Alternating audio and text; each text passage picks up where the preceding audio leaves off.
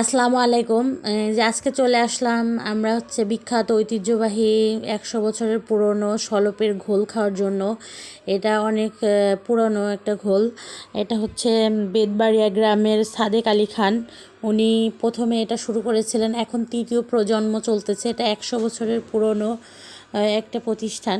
এটা হচ্ছে 1922 সালে উনি প্রথম এই ঘোল বানান। তো এখানে এই যে ঘোল বানানোর জন্য দুধ এখানে জাল করা হচ্ছে প্রতিদিন। ওনাদের হচ্ছে 150 থেকে 200 মন দুধ লাগে এই ঘোলের জন্য। সারা বছরই ওনাদের ঘোলের অনেক চাহিদা, তবে রমজান মাসে ওনাদের ঘোলের বেশি চাহিদা।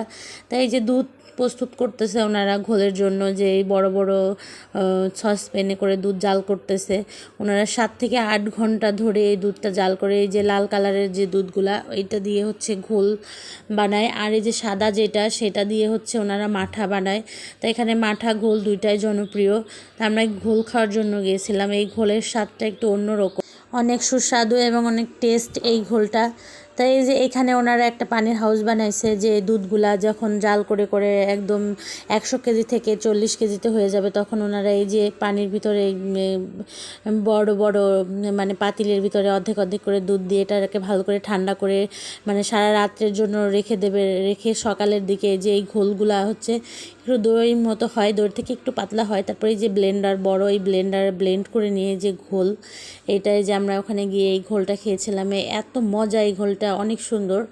এটা হচ্ছে স্বাস্থ্যকর উপায়ে ওনাদের আর কিছু সিক্রেট দিয়ে ওনারা এই ঘোলগুলো তৈরি করে, অনেক সুস্বাদু। আমি আগেও খেয়েছি, তাই এবার ভাবলাম যে ওনাদের যে কীভাবে বানানোর প্রসেসটা দেখে আসি, ওখানে যে খেয়ে আসি। তা আমি যে ঘোল মাঠা মাঠা দুইটাই খেয়েছিলাম। এই যে বাংলাদেশে প্রথম ওনারা ঘোল বানায়, মানে জাতীয় পুরস্কার পেয়েছেন, যে জাতীয় পুরস্কার ডেইরি আইকন 2021 সালে ওনারা এই পুরস্কার পেয়েছেন। তা ওনাদের দুইটা দোকান পাশাপাশি, এখানে অনেক চাহিদা সব সময় মানে ঘোলের। তা আমি যে এখান থেকে ঘোল নিলাম, যে আমরা খেয়ে গেলাম, আর আমার বাসার জন্য ঘোল নিয়ে গেলাম। এখানে আমি 7 লিটার নিয়েছিলাম আমার সবার জন্য। তা মাশাল্লাহ এটা খেতে অনেক ভালো। এই যে ইনি হচ্ছে দোকানের এখন মালিক। আর আপনারা যদি যেতে চান, এই যে উল্লাপাড়া ওভারব্রিজ আছে না, ওভারব্রিজ থেকে অল্প একটু আগায় এসে এই যে এখানে যে রেল লাইনটা চলে গেছে সলপের দিকে যে রাস্তা, এখানে অনেক হচ্ছে সিএনজি থাকবে, এবার যে এই ভ্যানগুলো থাকবে, আপনারা যেটা ইচ্ছা যেতে পারেন। তা এখান থেকে সিএনজি নিয়ে এখান থেকে 6 কিলোমিটার, তা এখান থেকে যেতে পারবেন। তা এখানে এই যে সলপ বাজার, এটা বাজারে এসে নামলাম, নেমেই কিন্তু সলপের মানে দেখবেন যে সলপ দই মাঠাঘর, কিন্তু আপনারা ওইটাই যাবেন না। আপনারা হচ্ছে যদি অরিজিনালটা খেতে চান তাহলে যাবেন হচ্ছে সলপ রেল স্টেশন। রেল স্টেশনের হচ্ছে পশ্চিম পাশে যে দেখবেন যে সলপ লেখা আছে, পাশাপাশি দুইটা দোকান সলপ, এইটাই আপনারা যাবেন। এনারা হচ্ছে দুই ভাইয়ের দুইটা দোকান পাশাপাশি, আপনাদের যেটা ইচ্ছা সেটাই যাবেন। এইখানে এসে দুইটার মানি একই, ওনারা দুই ভাই পাশাপাশি দুইটা দোকান। তা এখানে আসতে চাইলে আসতে পারেন। ঘোলটা অনেক সুন্দর খেতে।